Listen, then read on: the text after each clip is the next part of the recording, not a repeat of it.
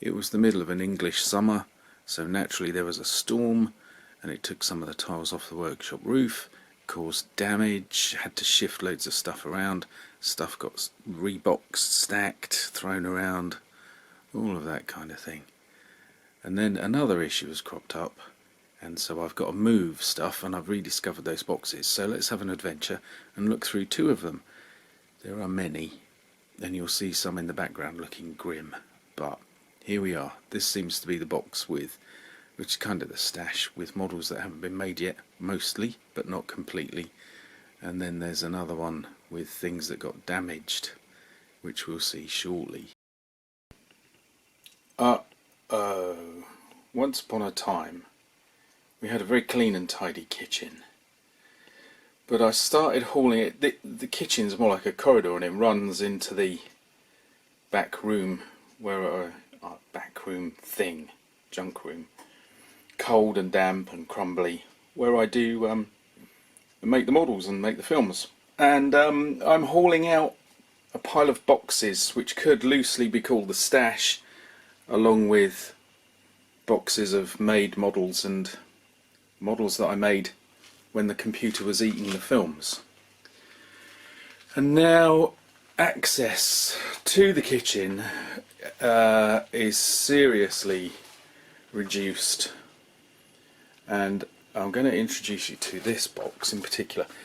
I don't like this was like an emergency box. I don't usually box them up like this. This is terrible, and things have suffered as a consequence. Particularly a rather nice Stamger chutes has lost its hatch and some of the spikes that hold the wheels in place, and a Horsa glider, and I think that is an Airfix Halifax down there. So we'll be digging through that box shortly. Some that we know, some that we don't know, and on it goes. Oh, I wish I'd never started. And I've kind of forgotten what the topic is now anyway. I'm overwhelmed. Never mind. We'll delve into this box at some point, and we'll rescue these models, repair them, and pack them better. I was meant to do a film about all these about 2 or 3 years ago. So, you know, you can see things didn't go as intended. But there we are. Just a little kind of update on chaos. What a look! Trains, paints, all sorts. Oh God! Get on with it, man. Look, one of them. Get on with it. And now the panic-packed box of damaged models, mostly tanks, but not completely. And we'll do this one in 2 sections, because this is the really interesting one. We have some models that are really rather old, and some that come from the time when the computer was eating all the films. So in going back and doing a bit of salvage work, we'll at least get to see some of them. Right, here we have the Tamiya Brumbar, which I made, I'm going to say this a lot, which I made when the computer was eating all my films. This one wasn't complete. Certainly the weathering is diabolical, but for some reason I had to box it up, and I boxed it up really well. Opened the box and it was like this, so it's ended up in this other box now. It's one of those things. I have found that the Revel glue, particularly the ones with the little the fine nozzle, although it's wonderful to use, it seems to go really dry and then lose adhesion, and you end up with that. Now quite what's eaten the track I don't know. I've got a track elsewhere. So there's the poor thing struggling. This is a fantastic tank. Thankfully I have bought... Oh, give over. Right, we're going to have to put it on the legs. I don't like using the legs, as you may have noticed, because it makes it all very static. But there we go, because this poor old soul really is suffering. So it's in for repair now. It's going in the repair box. But things are just dropping off it. It's terrible. And like I say, it was well boxed and well looked after, because it isn't complete, and now it needs a total rebuild. But anyway, the mighty Brumbar. What a wonder. That's a tank and a half on it. Seeing one of those coming up the road at you. Yeah. Give you something to worry about, wouldn't it? Right. Ooh! So now I'm being rough with it and everything's falling off. So that one I think we'll have to take some heavy weathering. And probably a bit of baggage too. Talking of the in need of repair and falling apart badly department, look at that. I've collected up as much of it as I can and bagged up a few bits, along with a couple of bits from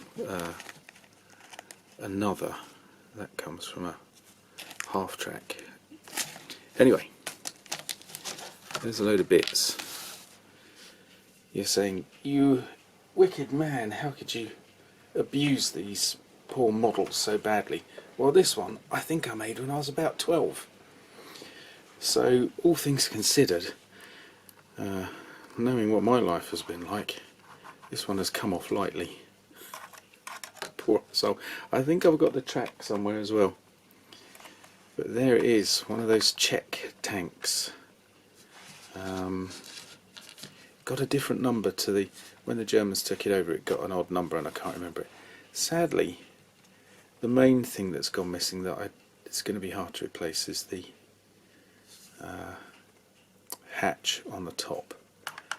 But apart from that, this one will come back to life. It's another tank that I really like. Small, simple, not brilliant in so many respects, but just one of those early Second World War, well, it's pre-war, isn't it, in many respects, little beauties hurtling along. Keep up with that one, lads. In the same vein, oh, and that must have been Italeri, mustn't it, that one? I think mid-70s. We've got one of my favourites. This would have been one of the first Italeri Hold Your Horses. Have we got any information underneath? I daren't tip the other one up. Yeah, Italeri, there we go. This would have been one of the first Italeri models ever made, and I felt like I was letting Airfix down. But Airfix did not make anything of this variety, and I like the odd asymmetrical, turretless, just crazy design things. And there is this, it's a tiny pillbox on wheels. I know it was a danger to use, and I know it wasn't great, but it's a brilliant conversion of that one that we just saw, and or one of the sister versions of the one that we just saw. But anyway, here it is, and I've done it in grey with a very dark green which looks black, and the grey on the tank we just saw and on this one is a very old, oh hello, still with us, is a very old Halford's primer, can of Halford's primer. And I remember I was really surprised at how good this was, considering it wasn't Airfix. The one thing that let it down was you got two little chaps, and their proportions are all over the show, and their heads are massive, their necks were tiny, and their hands just were like that, and they look like Thunderbirds. They look like Scott and Virgil.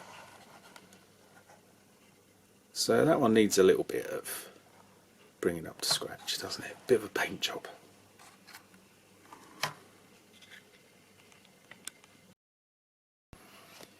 Next, we have another collapsing disaster due to strange glue.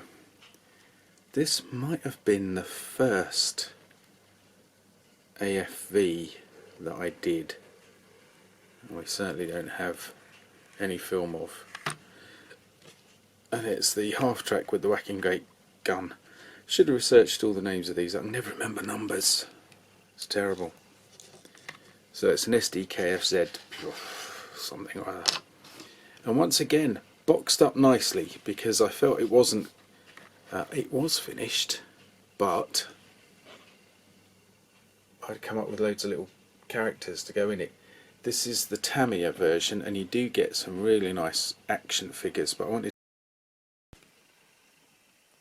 Right, recharge the battery and away we go. Smartened up the lighting too.